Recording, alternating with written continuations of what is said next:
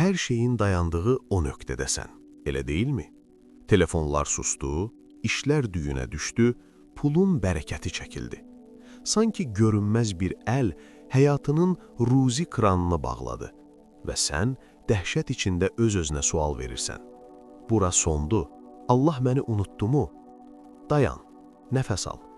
Şeyxül Əkbər İbnül Ərəbi bizə qəlbimizə su səpəcək bir həqiqəti xatırladır. O buyurur, Allah bəzən qulunun dünyasını daraldar, amma bu daraltmaq əzmək üçün deyil, bu yayı gərmək kimidir. Oxu daha uzağa atmaq üçün yayı geriyə çəkmək lazımdır. Sən hazırda o geriyə çəkilmə anındasan. Sənə elə gəlir ki, ruzi kəsilib. Amma Allahın Ər-Rəzzaq, yəni ruzi verən adı heç vaxt dayanmaz.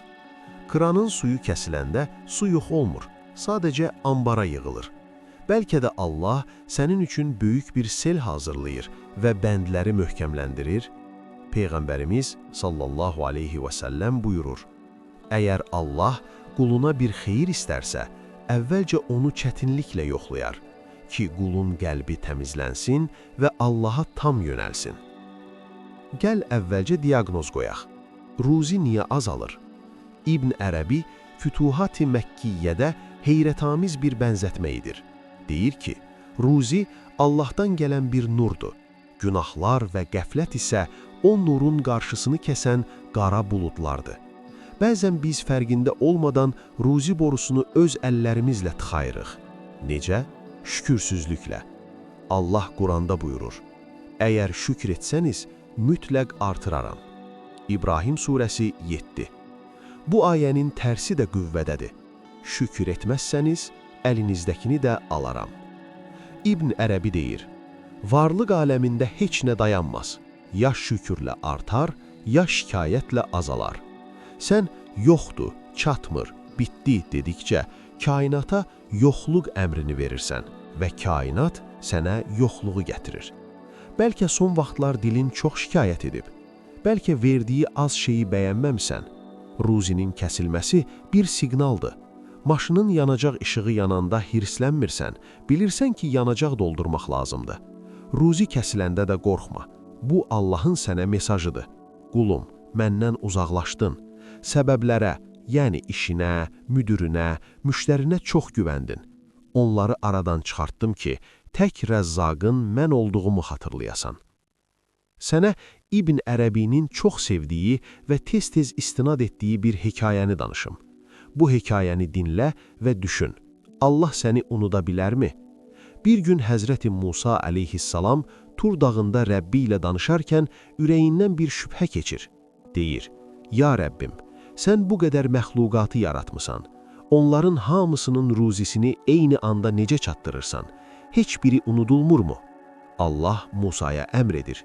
Ey Musa, əsanı o gördüyün qaya parçasına vur. Musa əsanı vurur, qaya parçalanır, içindən başqa bir qaya çıxır. Allah buyurur, indi onu da vur. Musa yenə vurur, o da parçalanır. İçindən daha kiçik, üçüncü bir qara daş çıxır. Musa heyrət içindədir. Bu, qaya içində qaya, zülmət içində zülmətdir. Allah buyurur, indi o sonuncu daşı vur. Musa əsanı vuran kimi daş iki yerə bölünür və Musa gözlərinə inanmır. O zülmət qaranlığın, o sərt daşın düz ortasında kiçik, ağzında yaşıl bir yarpaq tutmuş bir güvə, yəni kiçik qurd görür. Güvənin hal dili ilə belə dediyi eşidilir. Pak və müqəddəsdir o Allah ki, məni bu qaranlıq daşın içində görür, mənim yerimi bilir, mənim səsimi eşidir və mənim ruzimi, yəni bu yaşıl yarpağı yaddan çıxarmayıb mənə göndərir. Ey ruzisi kəsilən insan, sən o daşın içindəki güvədən daha acizsən, yoxsa sənin Rəbbin o güvəni görüb səni görmür? İbn Ərəbi bu hadisəni şərh edərkən ağlayaraq deyir, o lətifdir, yəni çox incəliklə biləndir. O, daşın içindəki qurdun çeynəmə səsini eşidirsə, sənin gecələr yorğanının altında tökdüyün göz yaşını, balalarım ac qaldı deyə çəkdiyin ahı eşitməzmi? Ruzi kəsilməyib. Ruzi sadəcə ünvan dəyişib. Bəlkə o daşın qırılma vaxtı gəlib çatıb.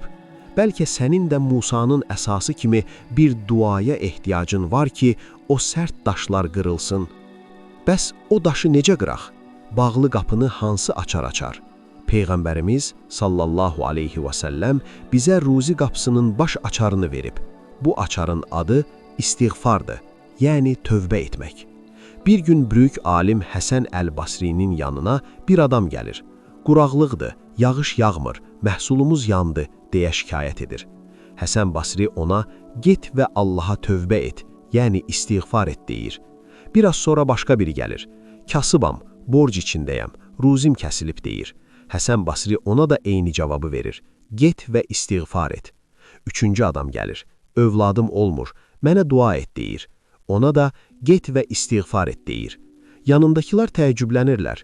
Ya imam, hər dərdə eyni dərmanımı verirsən. Həsən Basri gülümsüyərək Nuh surəsinin 10-12-ci ayələrini oxuyur. Rəbbinizdən bağışlanma diləyin. Çünki o çox bağışlayandır. Əgər belə etsəniz, o göydən sizə bol yağış göndərər, mal dövlətinizi və oğul uşağınızı artırar, sizin üçün bağlar salar və çaylar axıdar. İbn Ərəbi deyir, istiğfar sadəcə bağışla demək deyil. İstiğfar səninlə ruzi arasındakı paslanmış boruları təmizləməkdir. Günah bir maniyədir. Sən əstağfirullah dedikcə o maniyələri bir-bir sökürsən. Hər əstağfirullah bağlı qapıya vurulan bir zərbədir. Ruzim yoxdur demə, istiğfarım azdır de. Bugündən başla, gündə neçə dəfə qəlbin yana-yana əstağfirullah deməyə. Gör o zaman qapılar necə açılır. Bəzən insanlar deyir, mən tövbə etdim, dua etdim, evdə oturdum, amma gəlmədi. Burada çox incə bir sir var. İbn Ərəbi buyurur, təvəkkül tənbəllik deyil. Təvəkkül bədənin çalışması, qəlbin isə Allaha güvənməsidir. Gəl səninlə Məkkənin o isti səhralarına gedək. Həzrəti Həcər anamızın halını düşün. Kimsəsiz bir səhra. Yanında körpə İsmail ağlayır. Su bitib, ərzaq bitib. Həcər anamız nə etdi? Allah böyükdür deyib kölgədə oturdu mu? Xeyr, o Səfa təpəsinə qaçdı. Baxdı, su yoxdur. Sonra Mərva təpəsinə qaçdı. Baxdı, su yoxdur. Bunu düz 7 dəfə təkrar etdi. İndi sənə sual verirəm. O qaçanda suyun olub-olmadığını bilmirdi. Bilirdi ki, səhradır, amma o səy, yəni cəhd etdi. O Allaha göstərdi ki, ya Rəbb, mən əlimdən gələni edirəm, taqətim kəsilənə qədər qaçıram. Və nəticə nə oldu? Su haradan çıxdı? Onun qaçdığı təpələrdənmi? Xeyr, su körpə İsmailin dabanının altından heç gözləmədiyi yerdən fışqırdı. Zəmzəm. İbn Ərəbi burada deyir, sənin işin Səfa ilə Mərva arasında qaçmaqdır. İş axtarmaq, qapı döymək, çalışmaq. Ruzinin haradan çıxacağı isə Allahın işidir. Sən qaçmasan o su çıxmaz. Amma su sənin qaçışına görə yox, Allahın mərhəmətinə görə çıxar. Sən ruzi axtararkən yorulmusan, getmədiyim yer qalmadı deyirsən, davam et. Bəlkə bu 7-ci gedişindir. Bəlkə Zəmzəm indi fışqıracaq. Hərəkətdə bərəkət vardır. Sən hərəkət et ki, Allah sənə bərəkətini indirsin. Əziz dost, video boyu danışdıq. Qaranlıq daşın içindəki güvəni doyuran Rəbb səni ac qoymaz. Yetər ki, sən günah pərdələrini istiğfarla yırt. Yetər ki, sən Həcər kimi qaçmaqdan yorulma. Allahın gözəl adlarından biri Ya Fəttəhdir.